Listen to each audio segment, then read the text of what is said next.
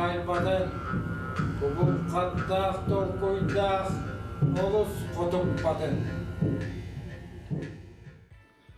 Здравствуйте, разрешите представиться. Я Осипов Максим Павлович, педагог дополнительного образования Хатасского дома творчества Сити.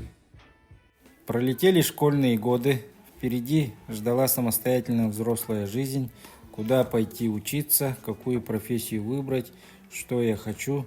Такие вопросы стоят перед всеми выпускниками. Определиться и не ошибиться в выборе будущей профессии, чтобы на всю жизнь, чтобы она доставляла радость и была востребована. Еще за школьной партой я решил для себя, что буду учителем. Я очень любил детей, и мне всегда хотелось быть рядом с ними, учить и учиться у них, быть другом и наставником. Успешно сдав экзамены, я поступил в Якутский государственный университет, Институт физической культуры и спорта.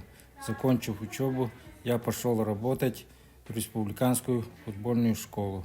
Работа приносила радость. Чтобы быть грамотным педагогом, мне многому пришлось учиться. Я повышал свой профессиональный уровень через самообразование, изучая литературу по педагогике и психологии.